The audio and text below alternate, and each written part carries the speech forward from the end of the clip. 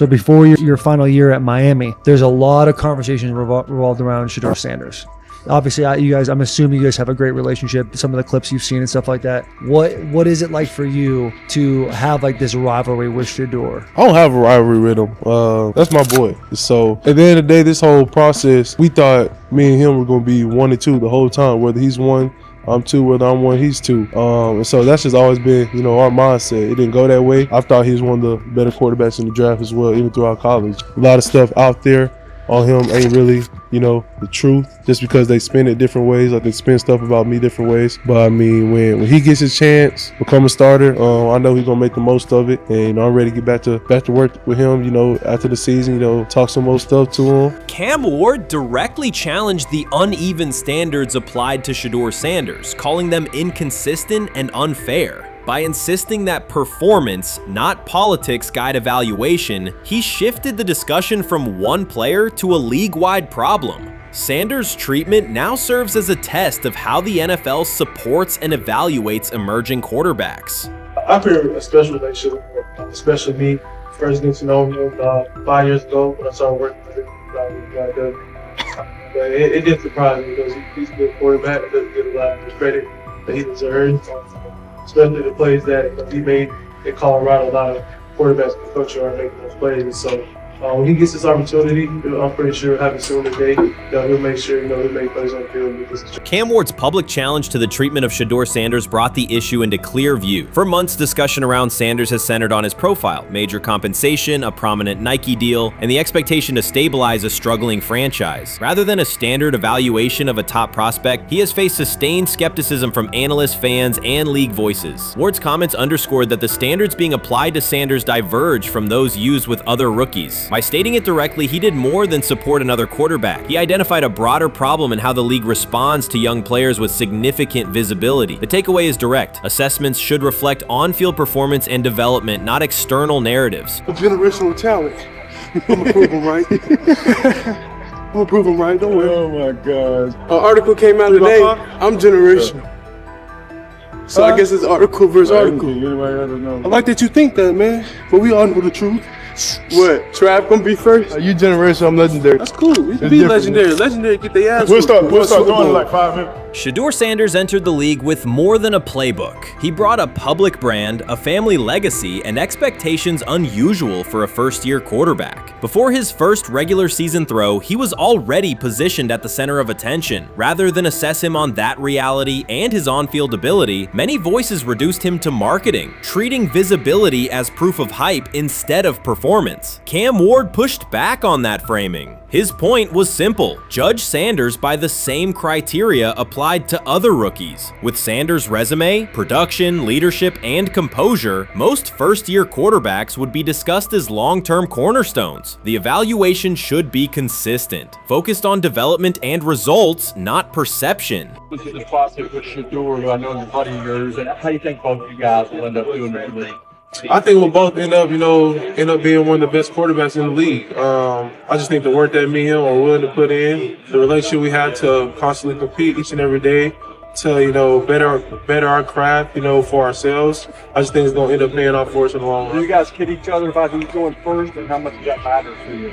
Yeah, we play around, we joke around with it. Really don't mean nothing. The draft pick will never mean anything. At the end of the day, you got to show whether you can prove each and every Sunday. You can't just do it 1 year. Disrespect shows up in two patterns. First, Shedeur Sanders is repeatedly framed through his father, Deion Sanders, as if lineage erases his own work. Discussion drifts to pedigree instead of what the film shows. Second, his visibility is treated with suspicion. His audience reach, partnerships, and ability to lift ratings are labeled hype rather than recognized as value. Instead of acknowledging that he drives demand and expands the stage for his team, critics call it an unfair edge. The result is a skewed evaluation. Star power is held against him while on-field production gets pushed aside. The standard should be consistent. Assess the tape and the development, not the last name or the attention it brings. Well, Ward, where microfact. Cam Ward's remarks went beyond defending Shedeur Sanders. They confronted how the league manages star power. The reality is simple. The NFL markets visibility, but resists it when a player doesn't follow the expected script. Rookies are supposed to be quiet, deferential, and grateful for limited leverage. Sanders arrived with leverage, brand reach, major endorsements, and confidence. And that presence was recast as entitlement. Instead of treating those factors as earned advantages, much of the commentary used them to diminish him. Ward called out that contradiction. The same influence the league sells to audiences is criticized when a young player exercises it. His point is a standards problem, not a personality dispute. Evaluate Sanders on his preparation, leadership, and results. Don't penalize him for having a platform or for using the leverage that the modern NFL itself helps create.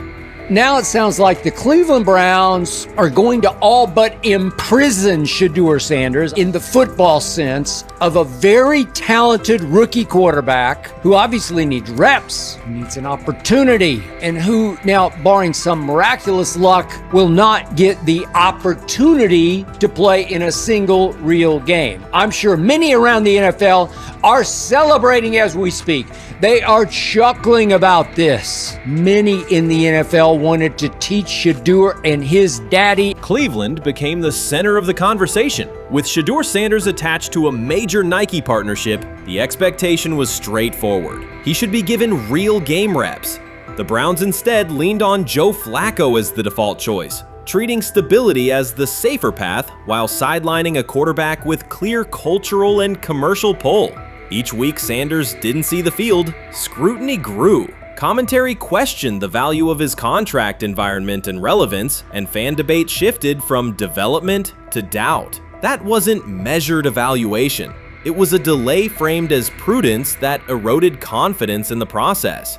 Cam Ward reset the terms of the debate. He pointed to an uneven standard. When veterans or other young players secure significant endorsements, it's considered smart business. When Sanders does it at scale, it's recast as ego or hype.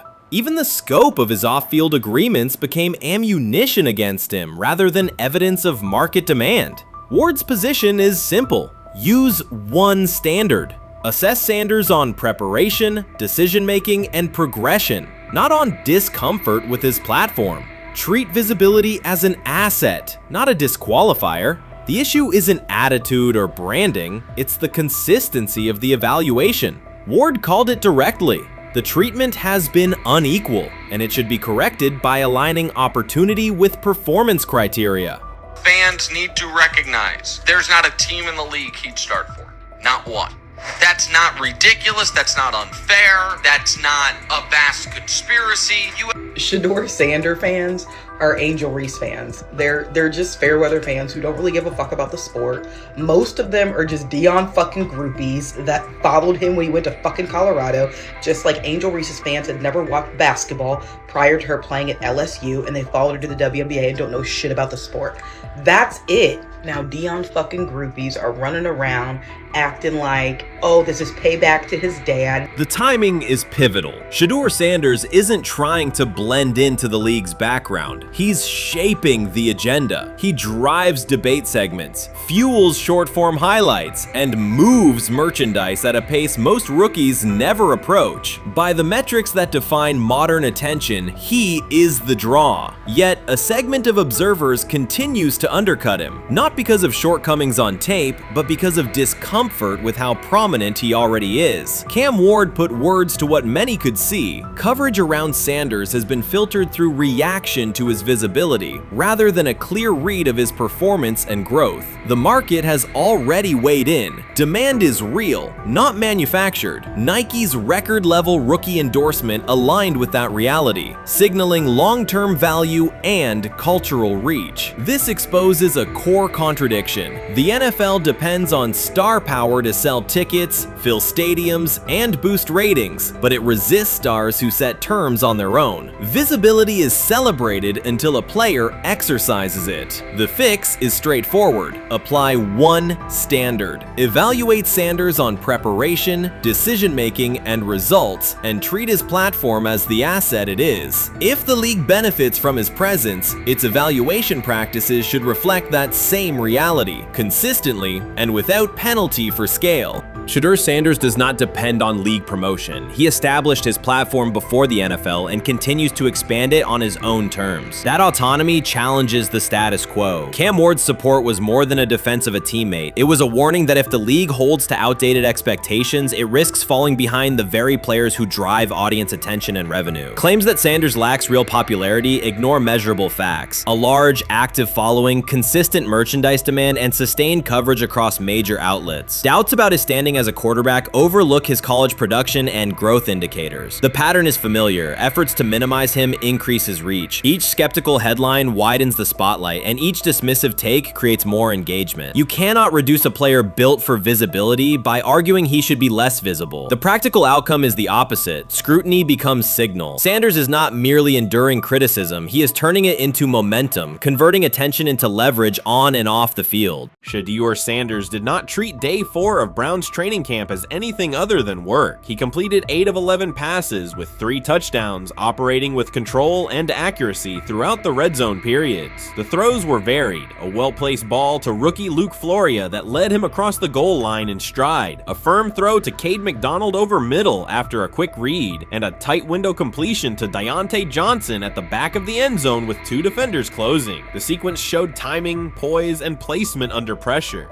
While national attention centered on Joe Flacco's underneath completions and Kenny Pickett's option and rollout periods, Sanders produced scoring plays on schedule. The performance was not the product of broken coverages or end-of-period reps. It came within structured work, with defenders in position and the offense executing standard progressions. The accuracy rate, 8 completions on 11 attempts, reflected consistent mechanics and decisions. The operation was steady from huddle to snap to finish. Despite that session, the distribution of first-team snaps did not change. Camp logs indicated that Pickett and Dillon Gabriel continued rotating with the starters, while Sanders remained primarily with the second unit. With the first preseason game approaching, that choice drew more attention from observers who expected productive days to be followed by expanded opportunities. The question surfaced again: what additional evidence is required to evaluate Sanders with the top group? The 3 touchdowns illustrated different aspects of his profile. On the throw to Floria, Sanders used a measured trajectory to lead the receiver away from contact and into the end zone. On the ball to Johnson, he identified leverage, held the safety with his shoulders, and delivered to a precise spot at the back line. On the throw to McDonald, he eliminated the first read, reset, and drove the ball into the window before the hook defender could squeeze it. Each score reflected a particular tool: anticipation, manipulation, and velocity within standard timing.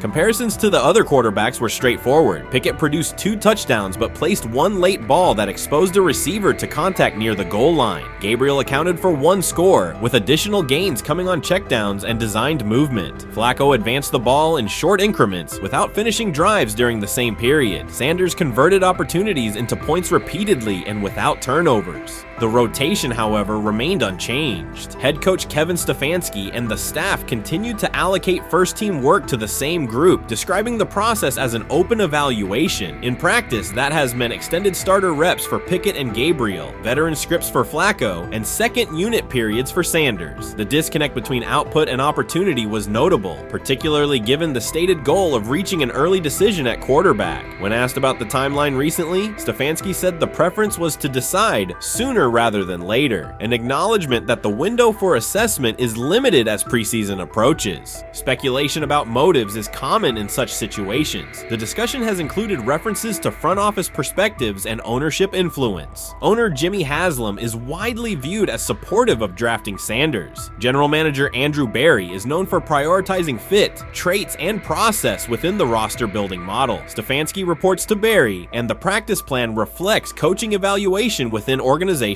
parameters. None of that guarantees any outcome. It does explain why rotations can remain conservative even after strong individual periods. Regardless of internal views, the most useful next step for the evaluation would be a defined set of first-team snaps for Sanders to put comparable tape next to his peers. There was also outside attention on several practice segments from earlier in camp that showed Sanders throwing during lulls to non-receiver personnel, ball attendants, staffers, and assistants, while other quarterbacks were in script with full units. Those clips circulated widely and were interpreted by some as dismissive. Sanders addressed questions about it by narrowing the focus to preparation, explaining that his responsibility is to be ready for the work assigned and that he has adjusted at every level of competition, from HBCU ball to the Power 5 and now the NFL. The response matched his general approach: acknowledge the situation, maintain routine, and continue to execute when the next period begins. The broader draft day and narrative context remains part of the conversation. Sanders' college resume included efficient production and high completion rates across 2 programs, culminating in national recognition such as the Johnny Unitas Golden Arm Award. His selection in the 5th round was driven by varying evaluations of projection, scheme fit, and development timelines. The result is the current environment. He must present his case within limited windows, then wait for access to the next rung of competition. That does not make the process unfair, it makes it exacting. The best answer, for him and for the staff, is additional, comparable reps and clear tape.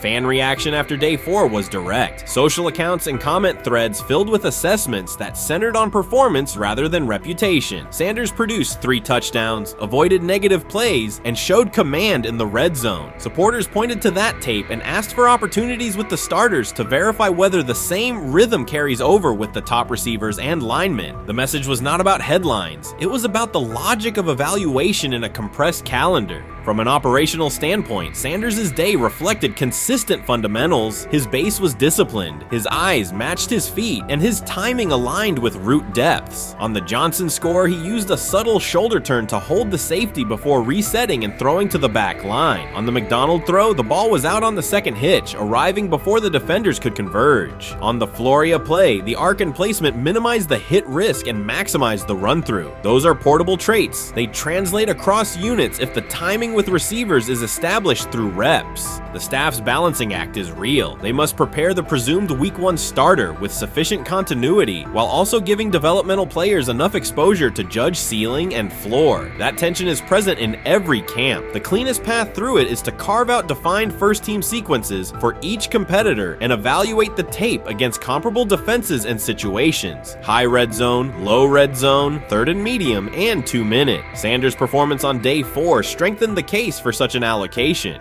Context matters off the field as well. Earlier in the offseason, 2 speeding citations, 91 miles per hour in Brunswick and 101 miles per hour in Strongsville, prompted public comment from Barry, who emphasized standards and safety. Sanders accepted responsibility, stated that he learned from the incidents and moved on. In camp, he has kept the focus on football tasks, install retention, cadence management, protection IDs, and post-practice review. He has also continued to build rapport across position groups, including veteran receivers and defensive backs, so that timing and expectations are clear when reps arrive.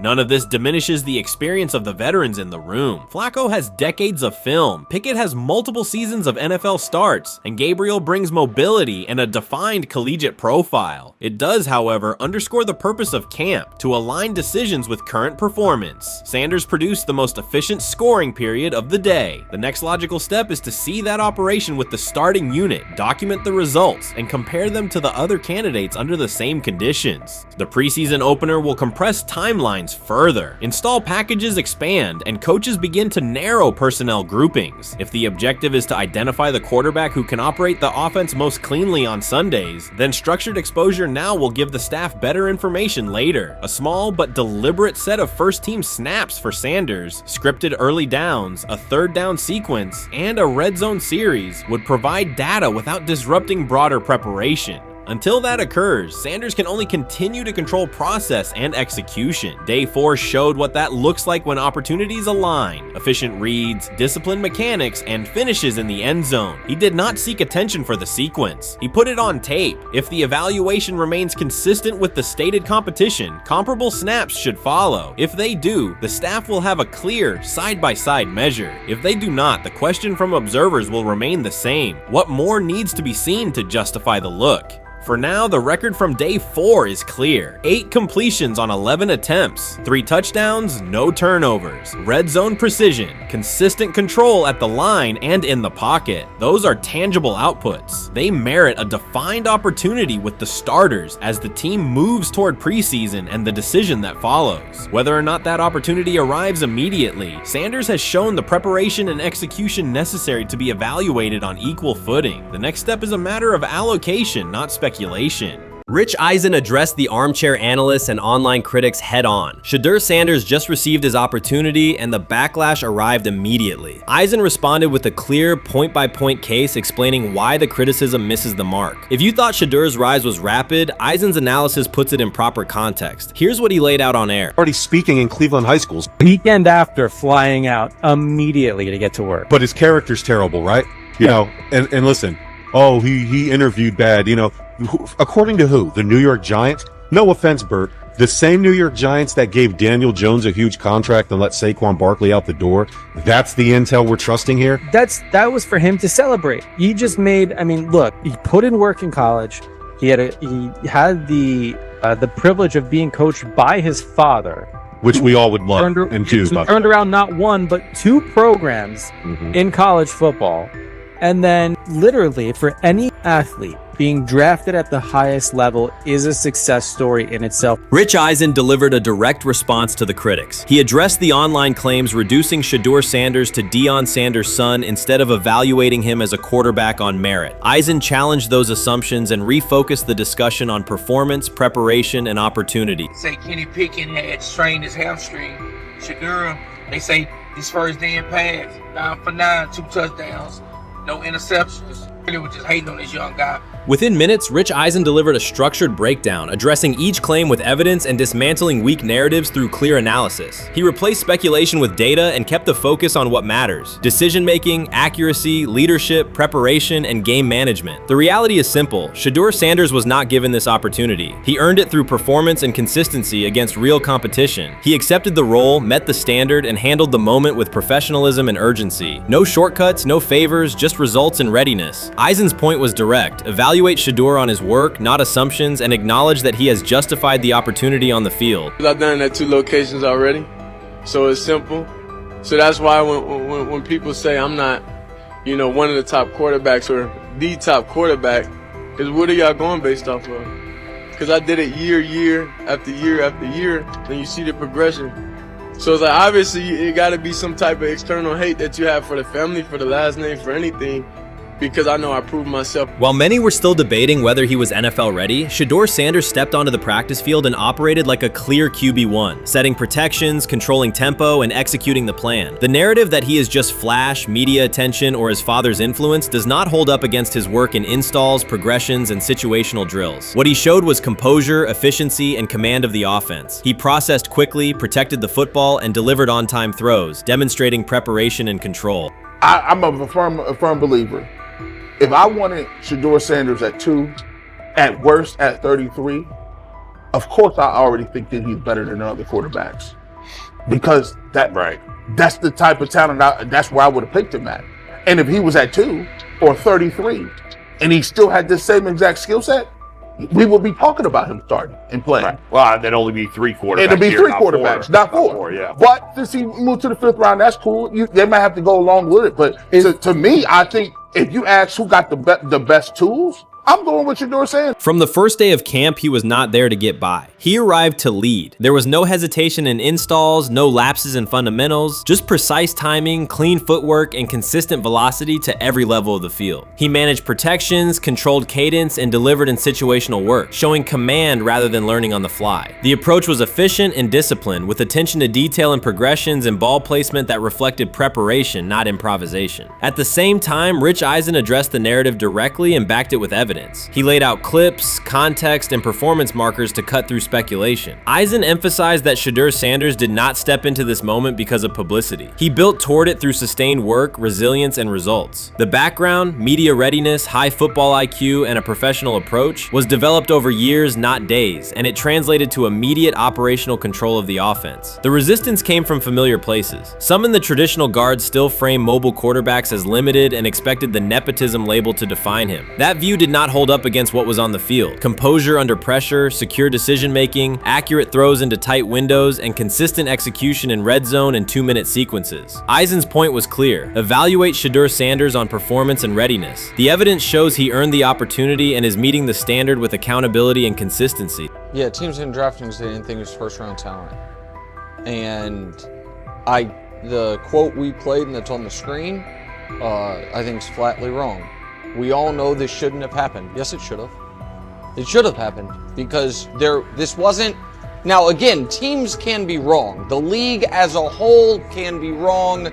Hell, the Baltimore Ravens drafted a 25-year-old tight end before they drafted Lamar Jackson in the same draft. The die is not cast on who Shedeur Sanders. He stated it plainly. This is not a celebrity appearance. This is a quarterback with pocket presence, leadership, and decision-making that stands on its own. You either show it or you settle into a backup role. Shedeur Sanders is not auditioning. He is establishing himself as the starter. When the opportunity arrived, whether through injury, trade, or depth chart changes, Shedeur was prepared and delivered. He did not hesitate. He executed the offense and finished drives. As others tried to catch up to what they were seeing, Rich Eisen reinforced the same message he has been repeating. Evaluate the work. Camp reports have been consistently positive, but the important shift is how the performance is being received. Casual attendees who came to observe left talking about Shedeur's command and poise. Detailed observers focused on his pre-snap reads, protection checks, and audibles, highlighting the mechanics, timing, and ball placement that support efficient, controlled play. You made an interesting point. So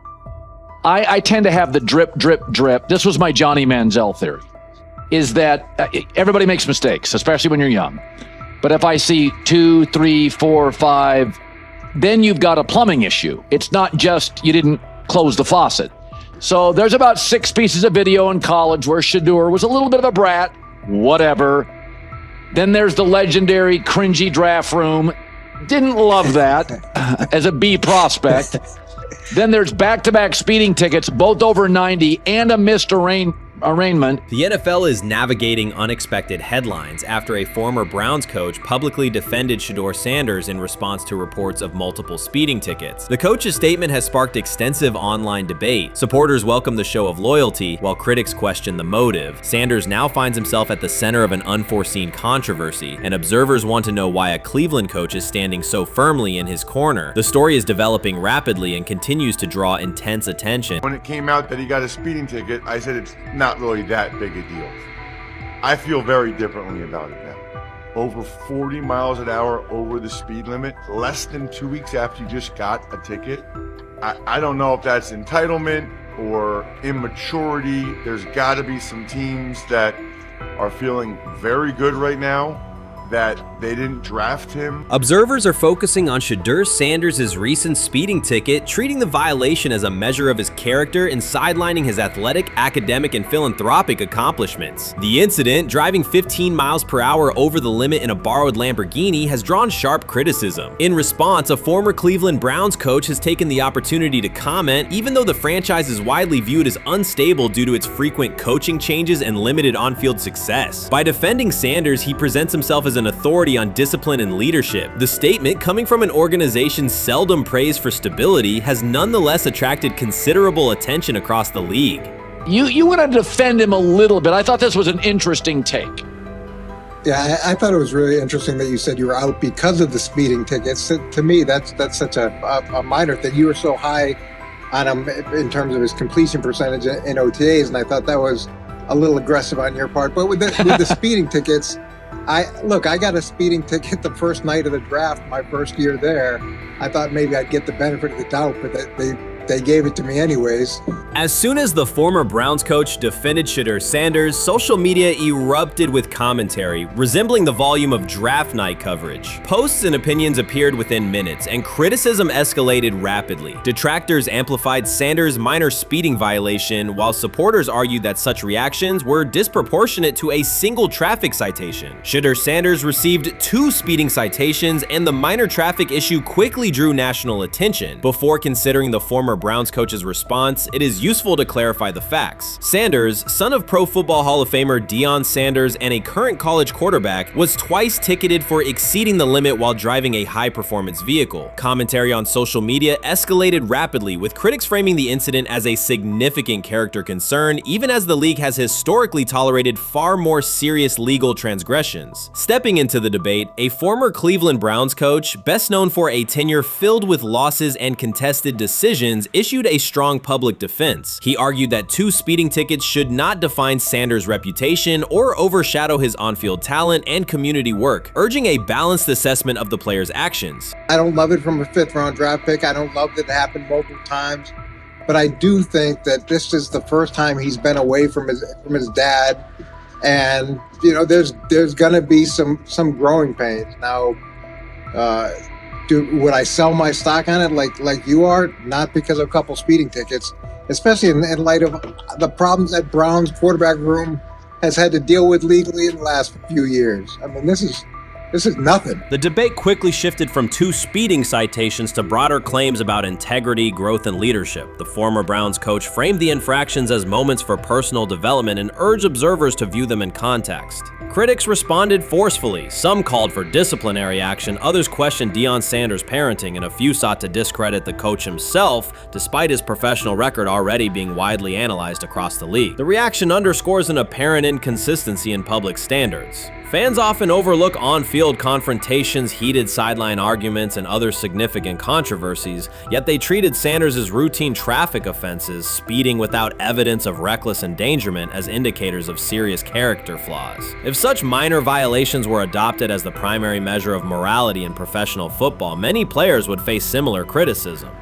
Sports media amplified the story almost immediately. Television panels dissected Shedeur Sanders' decision-making, treating 2 speeding tickets as indicators of deeper character concerns. Networks aired detailed segments under banners such as red flags and road rage, repeatedly questioning whether the citations might affect his draft evaluation. Although Sanders is already regarded as a first-round prospect, analysts emphasize that NFL teams value discipline and legal awareness when forming final assessments. Many commentators overlook the fact that other high-profile players have faced more serious offenses without similar scrutiny. Throughout the coverage, the former Browns coach defended Sanders, portraying him as a talented quarterback subjected to disproportionate criticism in a culture that expects near-perfect conduct. His argument was thorough and methodical, asserting that the traffic violation should not overshadow Sanders' skills, work ethic, or future potential.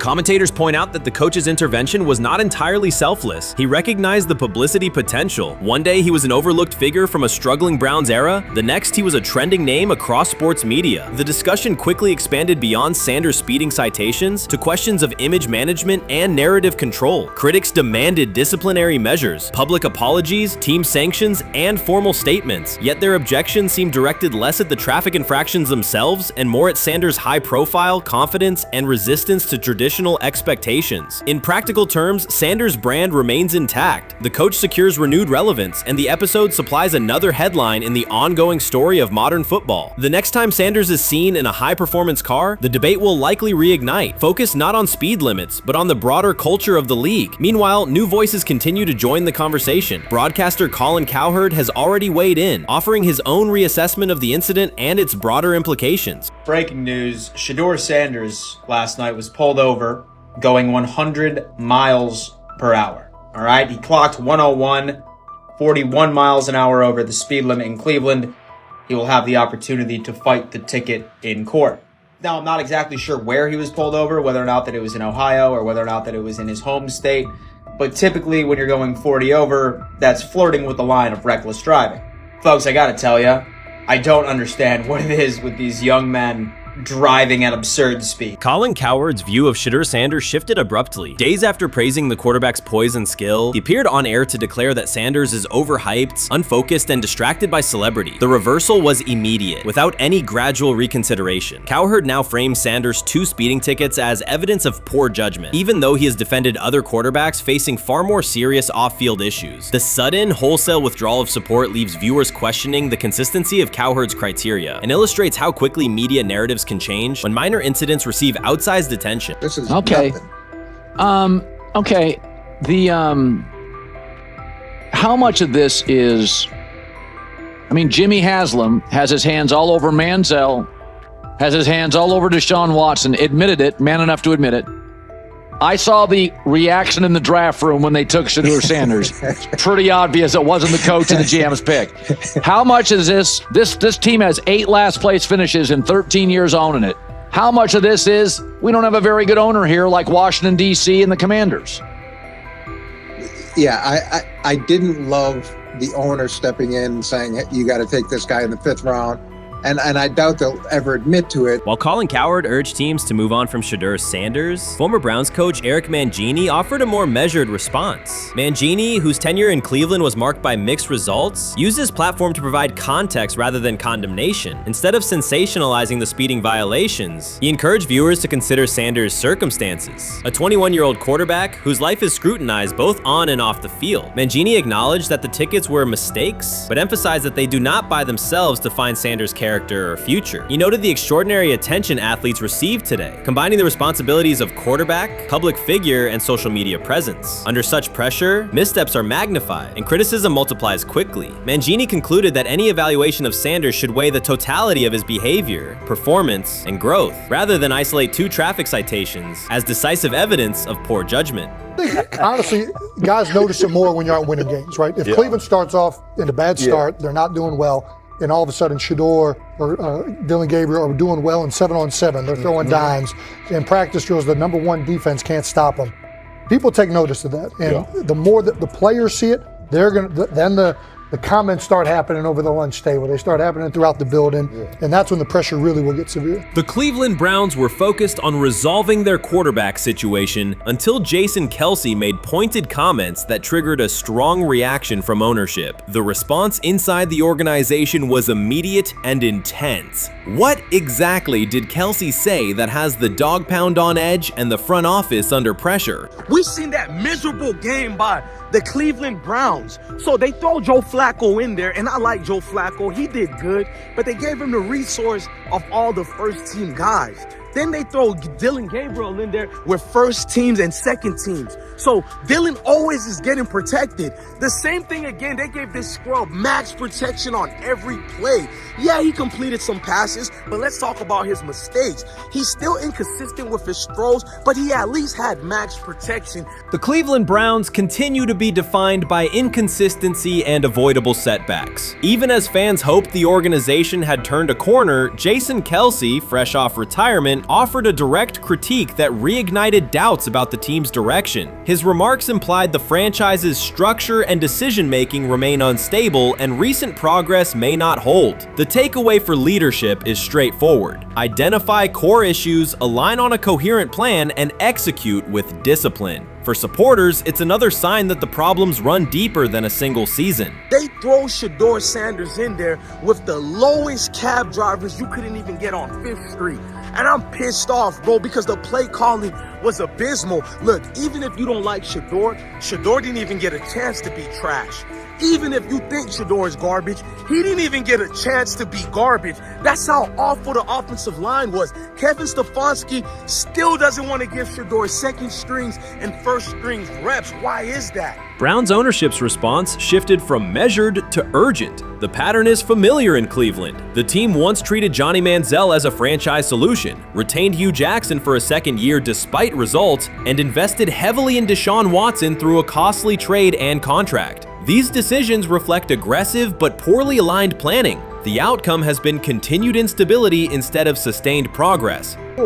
That this was the guy that they wanted to start. He's seasoned, he's experienced, he still has a big-time arm, even at his age, and they open with the Cincinnati Bengals. They wanted that experienced guy. He was always going to be the guy. They were not going to start Dillon Gabriel or Shedeur Sanders in week 1. Kenny Pickett had a hamstring injury. It makes it easy to go with Joe Flacco. And the question isn't and wasn't going to be who's the starter in Cleveland.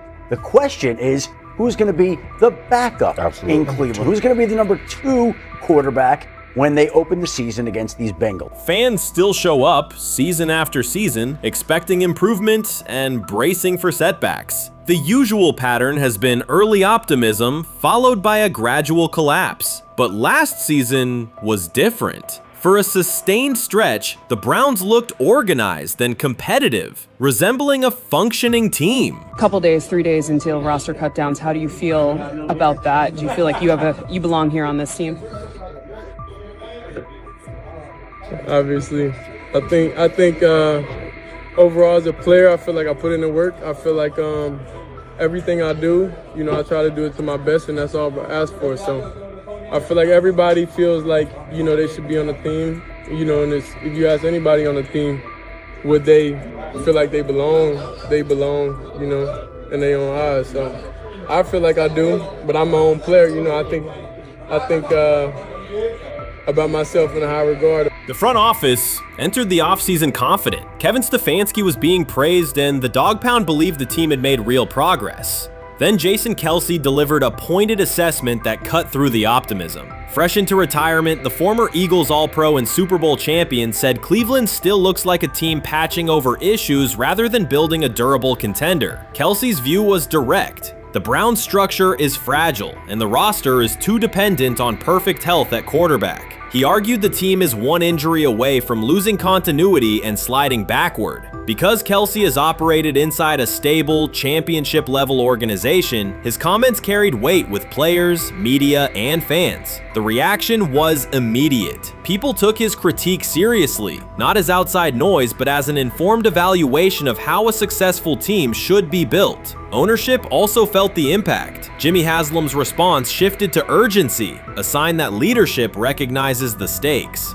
The criticism arrives in the context of prior high-risk decisions, especially the fully guaranteed $230 million commitment tied to Deshaun Watson. Watson has missed time and shown inconsistency when available, and the contract has constrained flexibility. Kelce's remarks highlight why depth, alignment between the front office and coaching staff, and a clear contingency plan at quarterback are non-negotiable. The takeaway is straightforward. Cleveland must convert last season's progress into a stable framework, protect the quarterback, deepen critical positions, and establish a plan that survives injuries and short-term setbacks. Without that, the games that fueled optimism will remain temporary.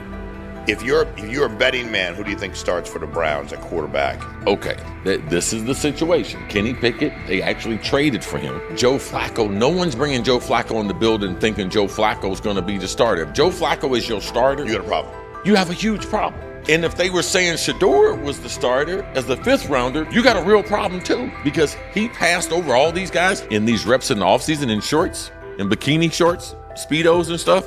Like, no. That kind of stuff. So I'm not that surprised. When you put down a 3rd round pick on a quarterback, you do believe he has a certain skill set. Jason Kelce stated the obvious. Cleveland committed to a quarterback who hasn't played at an elite level in years, and Joe Flacco's playoff run didn't change the long-term outlook. Ownership appeared more upset that the criticism was public than by the substance of the critique. Many fans agreed. They've seen this pattern before. Rosters age, injuries are inevitable, and when a single contract dominates the cap, one setback at quarterback can undermine the entire season. Kelce's broader point was about structure. The Browns prioritized the high-cost, uncertain starter over depth and contingency. The late-season surge masked issues that remain: limited cap flexibility, thin depth at key positions, and an offense that lacks a credible Plan B. Fans recognize how quickly a strong defense can decline with injuries, and how an offense without redundancy stalls. The AFC North raises the stakes. Baltimore with Lamar Jackson sustains a top standard. Cincinnati with Joe Burrow returns to contention when healthy. Pittsburgh rarely slips below .500 under Mike Tomlin and wins with defense and consistency. In that environment, Cleveland can't rely on perfect health or peak form from one player. The path forward is clear. Diversify cap allocation, reinforce the offensive line and receiver depth, carry a legitimate backup plan at quarterback, and install a scheme that functions regardless of who is under center.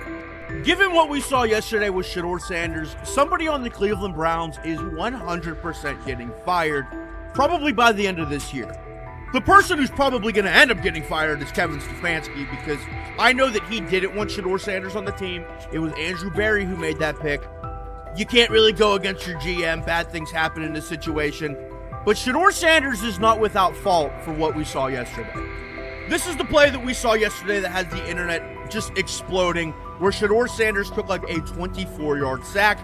Half of the internet is saying that this is all Kevin Stefanski's fault. Cleveland showed progress last season, but the underlying concerns remain. Jason Kelce highlighted them directly. The Browns' long-term plan is fragile, cap-constrained, and overly dependent on perfect health at quarterback. His comments focused attention on structural issues, roster depth, continuity in coaching, and a sustainable offensive approach, rather than a single hot streak. That criticism resonated because it reflected what many around the league already see. Ownership's reaction underscored the sensitivity. Jimmy Haslam has presided over frequent coaching and quarterback changes, and external scrutiny carries weight when it comes from a respected veteran with championship experience. Kelce's remarks reinforce that last year's Joe Flacco stretch was a short-term solution, not a foundation. The team still needs a durable plan that can withstand injuries and inconsistency. The practical takeaway is clear: stabilize the system, diversify cap usage, and build depth at key positions so the offense functions regardless of who is under center. That includes a coherent development pathway for younger talent such as Shedeur Sanders, with defined practice reps, protection, and scheme alignment. Kelce didn't say anything outrageous. He articulated the gap between a brief surge and a credible long-term contender. I have the faith of a mustard seed.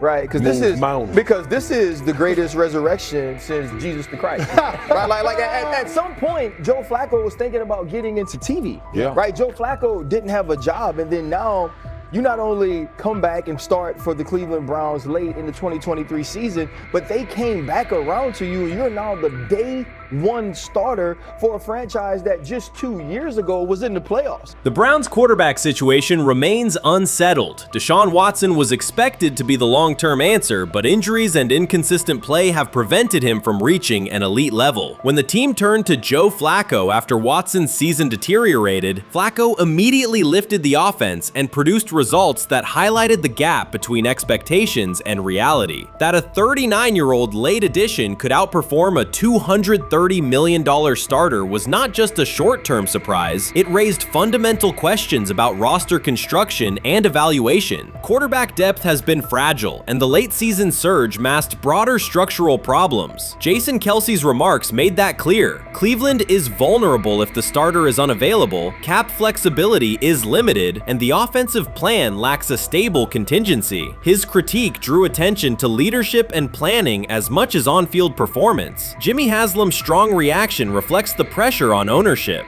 The organization has promoted a message of stability and progress, but Kelce's assessment suggested those gains are not yet durable. The path forward requires a realistic approach to the cap, a credible backup plan at quarterback, and a system that holds up regardless of personnel. This is exactly what he says. I'm told the footage of Shedeur Sanders meeting with the Giants is so bad that both the Browns and the Sanders family have threatened legal action if it is published. The New York Giants have released audio from their draft interview with Shedeur Sanders, and the disclosure has drawn intense public reaction. Fans want to know whether Sanders made critical remarks and why the Giants shared material that should have remained confidential. This situation revolves around an open microphone, contentious comments, and the broader implications of the leak. The New York Giants published a brief, edited segment from their interview with Shedeur Sanders and withheld the remaining footage. Observers are debating whether this was a strategic public relations decision or an attempt to discredit him. The team has offered no additional explanation, and many fans view the limited release as inadequate and potentially misleading. They are demanding full transparency and accusing the organization of orchestrating a negative narrative. While criticism of Sanders is vocal, his supporters are responding with equal intensity.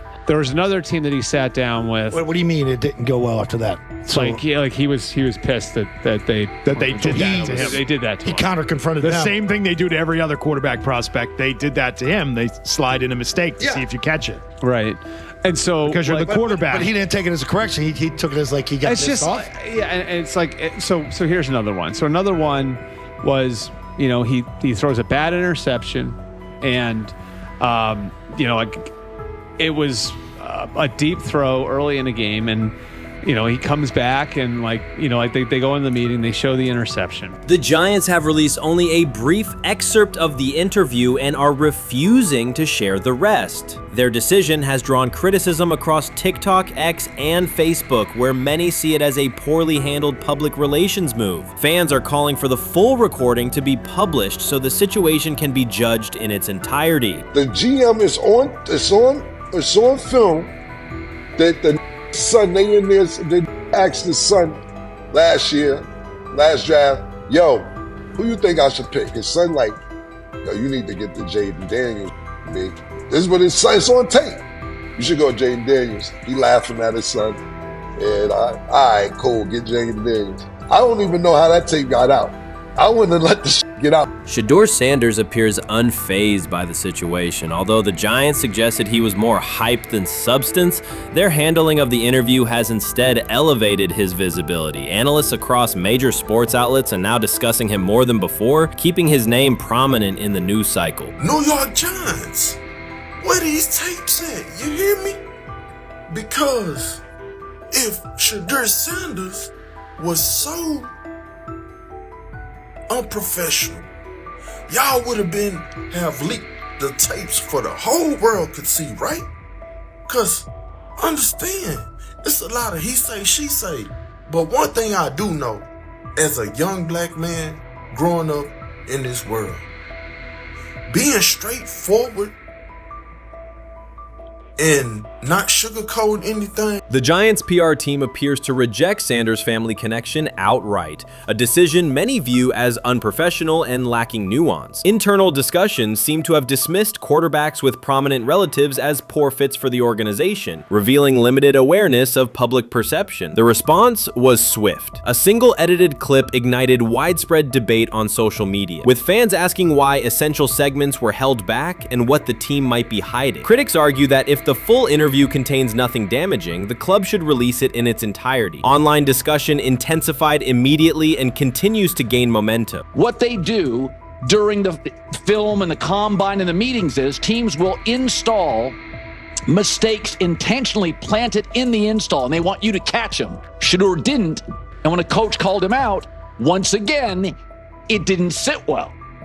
It's like, bro, there's not many teams needing quarterbacks, especially since Pittsburgh appears to have a deal with Aaron Rodgers and Tennessee's getting Kale Moore. The Giants' decision to withhold the full interview has produced an unintended result. Instead of diminishing interest in Shedeur Sanders, it has intensified it.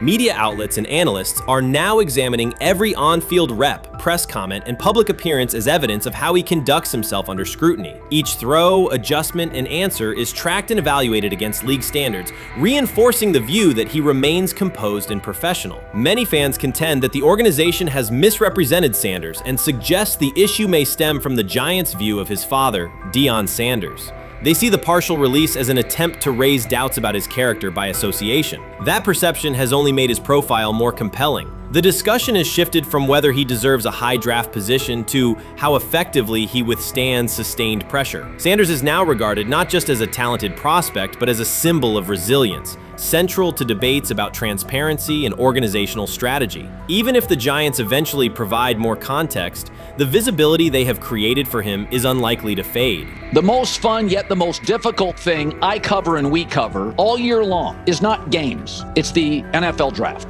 Because I've said this many times, you get lied to for a month to 2 months up to it. And so often during the draft, and every few drafts, there's a guy that really falls, precipitously falls. This year it was Shedeur Sanders, it's been Aaron Rodgers, it's been Dan Marino. Every few years somebody falls a lot. And so, but those stories don't come out until like the fall. Criticism of Shedeur Sanders from within the Giants organization has become increasingly public. Team communications appear focused on casting him as an overhyped prospect, whose character should be questioned, a narrative that seems aimed at shaping opinion rather than assessing performance. Yet each selective release or negative remark has instead amplified attention on Sanders and elevated his reputation. Efforts to confine him to a narrow, unfavorable image continue to produce the opposite effect, reinforcing his position as an underdog who endures external pressure. The debate has shifted from football analysis to broader concerns about narrative control and transparency. Fans, reporters, and online communities are still urging the Giants to publish the a full interview, arguing that only complete context can resolve speculation. The organization's refusal to comply has intensified scrutiny and led many observers to conclude that the team underestimated public reaction and now faces questions it could have avoided with full disclosure. The tapes,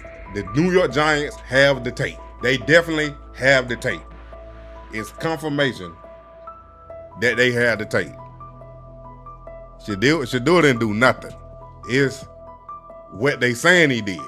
I'm gonna tell you what these mixed reaction right here. So we already know about the New York Giants, but the Pittsburgh Steelers head coach Mike Tomlin reported Miles Sanders' talent, but hesitated to draft him due to previous challenges with quarterbacks like Russell Wilson and Justin Fields, leading to more cautious approach.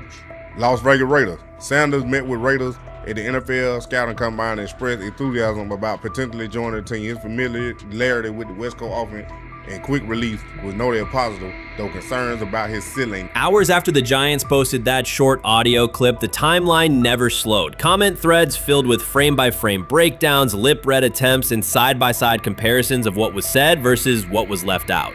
Reporters called league contacts. No one could explain why a franchise would stir this level of curiosity only to seal the vault. Each refusal sharpened focus on Shedeur Sanders, turning routine throws into national talking points.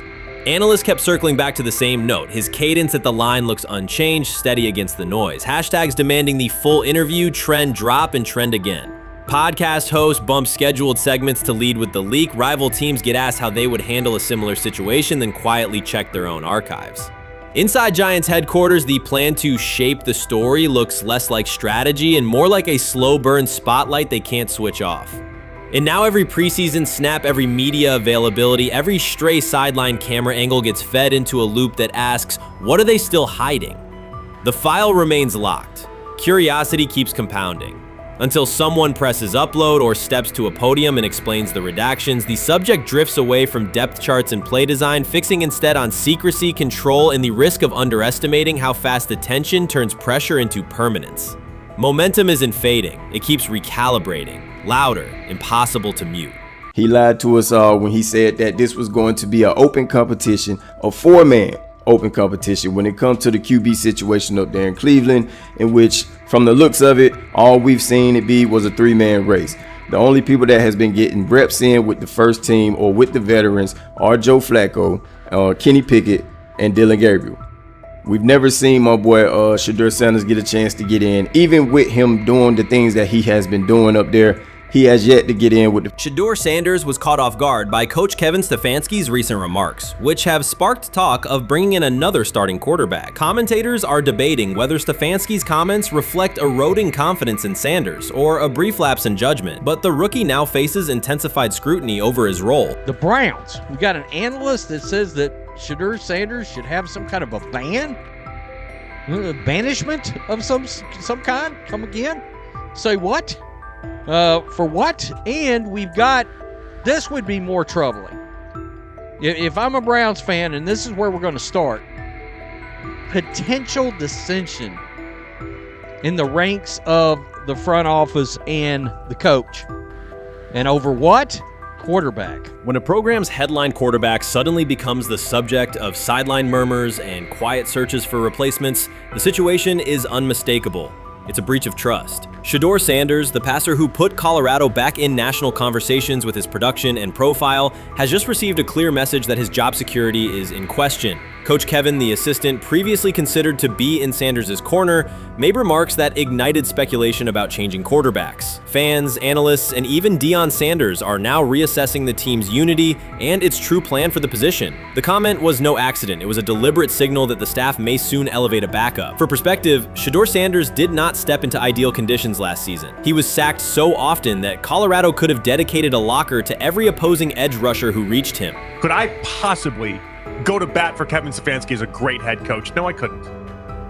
Could you go at bat against him, saying he's a horrible head coach? No, I can't. I think that's why we fall in the middle. I think that's why in a lot of these discussions, and that's why a lot of the rankings, you see him right now in that 15 to 20 range, somewhere in that middle pack of NFL head coaches. I've said earlier, Kevin Stefanski has already been given more head coaches than any coach I've ever seen in Cleveland. Starting with the decision to move on from Baker and him clearly still having another level to get to in Tampa. Last season, Shedeur Sanders often had to operate behind an offensive line that provided minimal protection, yet he still delivered precise throws and critical drives. At times, he seemed to be carrying a struggling roster almost on his own. Despite the constant pressure, he never complained, never threatened to transfer, and never acted entitled. He remained with Colorado because he trusted the program, trusted his father, and believed in the team's larger mission. That loyalty is why Coach Kevin Stefanski's recent statement that the quarterback competition is wide open struck so sharply. The remark implies that Sanders' starting role is insecure, as though the player who absorbed countless hits while holding the offense together is simply another name competing with walk-ons and first-year athletes who are still learning the cadence. This goes beyond ordinary coach language about fostering competition. It introduces genuine uncertainty about the staff's confidence in Sanders and invites speculation that Colorado is actively assessing outside options through the transfer portal. By characterizing the position as vacant, Stefanski has planted seeds of doubt that could quickly evolve into rumors and undermine the stability of the locker room. I'm sorry, but when it comes to quarterback, I'm gonna defer to my head coach, generally speaking, especially one with Stefanski's track record and how he's viewed across the league. So this is interesting because it tells you Kevin Stefanski's not a Shedeur Sanders guy. And it also tells us who made these picks. Exactly. The Cleveland Browns made a rather awkward decision in the NFL draft, opting to take quarterback Dylan Gabriel in the 3rd round well before he was expected to fly off the board. Then 2 rounds later, the Browns took fellow quarterback Shedeur Sanders. So what exactly is going on? Discussion has begun about whether Colorado is actively evaluating another quarterback and preparing for life after Shedeur Sanders. Analysts are debating whether Coach Kevin's move is calculated strategy or a misstep that jeopardizes team stability. Sanders remains a top NFL prospect, Deion Sanders' son, and the program's public face. His highlights dominate social media and his jerseys outsell the team's victories. Yet he is once again being asked to reaffirm his position. The issue is more than routine roster management. It intersects with the family dynamics that shape the program. By portraying the quarterback job as open, Coach Kevin signals to both Shedeur and Deion that the staff is willing to move on despite Sanders' stature. For Shedeur, sitting through film sessions while hearing talk of potential replacements adds an unwelcome layer of uncertainty to an otherwise proven resume. The decision may reflect a desire for a quarterback with a different profile, perhaps someone more mobile and system-oriented, rather than a dismissal of Sanders' accomplishments.